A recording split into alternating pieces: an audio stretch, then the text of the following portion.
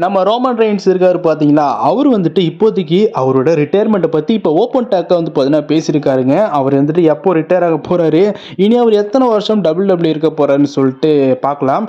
So first நம்ம Roman Reigns அவர்கள் இப்போ WWEல ஆக்டிவா இருக்கிறாரு. வரப்போற WrestleMania 41ல நைட் 1ல மெயின் ஈவென்ட்ல ஒரு மேட்ச் இருக்குது.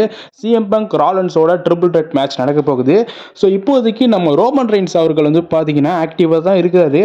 ஆனா இதுக்கப்புறம் அவருக்கான ஒரு வாய்ப்புகள் அதுக்கப்புறம் டைட்டில் வாய்ப்புகள் வந்து பார்த்தீங்கன்னா இருக்கிறதுக்கான வாய்ப்புகள் ரொம்ப கம்மி தான். ஸோ இதுக்கப்புறம் ரோமன் ரெயின்ஸை வந்துட்டு எவ்வளோ தூரம் வளர்த்து காட்டணுமோ அந்த அளவுக்கு வந்து பார்த்தீங்கன்னா வளர்ச்சியை WWE காமிச்சிருக்காங்க. ஸோ நமக்கே தெரியும் பெரிய பெரிய லெஜண்ட் ரெஸ்லர் எல்லாம் வந்து பார்த்தீங்கன்னா பீட் பண்ணியிருக்காரு. ரெஸ்ல்மீனியால 10 தடவை கிட்ட ஃபைட் பண்ணியிருக்காரு. ரெஸ்ல்மீனியால மெயின் ஈவென்ட் பண்ணியிருக்காரு 10 டைம்ஸ். அதுக்கப்புறம் வந்துட்டு 1311 நாட்கள் வந்துட்டு அன்டிஸ்பியூட் சாம்பியனாக இருந்திருக்காரு. நிறைய சாதனைகள் பண்ணியிருக்காரு. இதுக்கப்புறமும் ரோமன் ரெயின்ஸை வச்சு ஏதாவது பண்ணுவாங்கன்னு சொல்லிட்டு கேட்டால் கண்டிப்பாக வாய்ப்பு இல்லை தான். ஸோ ரோமன் ரெயின்ஸ் இப்போதைக்கு ஒரு நல்ல ஃபேமில் வந்து பார்த்தீங்கன்னா இருக்கிறாரு. இதை விட ரோமன் ரெயின்ஸோட கெரியரில் அவருக்கு ஒரு மிகப்பெரிய ஆசை இருக்குது. அது என்னன்னு சொல்லிட்டு நம்ம எல்லாருக்கும் தெரியும். ஹாலிவுட்டில் ஒரு மிகப்பெரிய ஸ்டார் ஆகும்னு சொல்லிட்டு தான் ரோமன் ரெயின்ஸ் ஆரம்பத்திலே நிறைய படங்கள் ட்ரை பண்ணியிருக்காரு. பட் WWE அவர் என்னைக்கு விட்டு போகிறாரோ அதுக்கப்புறம் ஹாலிவுட்டில் தான் ஃபுல் ஃப்ளெட்ஜாக வந்து பார்த்தீங்கன்னா இறங்க போகிறாரு.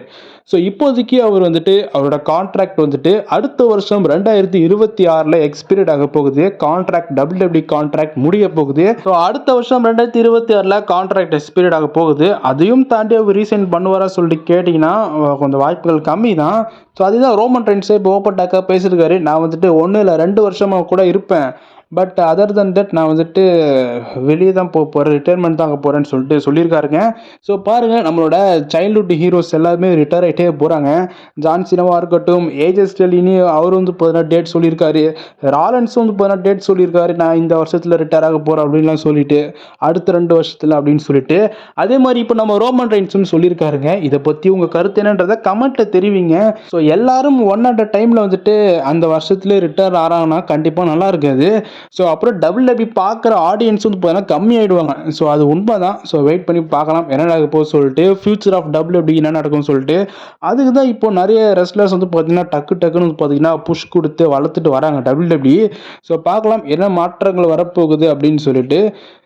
ஸோ ரோமன் ரெயின்ஸ் இப்போ அவரோட ரிட்டையர்மெண்ட் பிளானை பற்றி இப்போ ஓப்பன் டாக்காக பேசியிருக்காருங்க. இதை பற்றி உங்கள் கருத்து என்னன்றதை கமெண்ட்டில் தெரிவிங்க. ஒருவேளை ஒரு ரிட்டையர்மெண்ட் மேட்ச் நடந்தது அப்படின்னா அந்த ஆப்போனண்ட் யாராக இருக்கட்டும், ரோமன் ரெயின்ஸ் கடைசி வரைக்கும் வந்துட்டு அவரோட கனவு மற்றும் ஃபேன்ஸோட மிகப்பெரிய கனவு மேட்சாக பார்க்கப்படுற Rock versus Roman Reigns match அது நடக்குமான்றது தெரியல. ஸோ மேக்ஸிமம் நடக்கிறதுக்கான வாய்ப்பு இருக்குது. ஏன்னா ராக்கோ இப்போ WWEல ஆக்டிவாக தான் இருக்கிறாரு, ரோமனும் இருக்கிறாரு. அதனால கண்டிப்பாக வச்சாங்கன்னா நல்லாயிருக்கும்.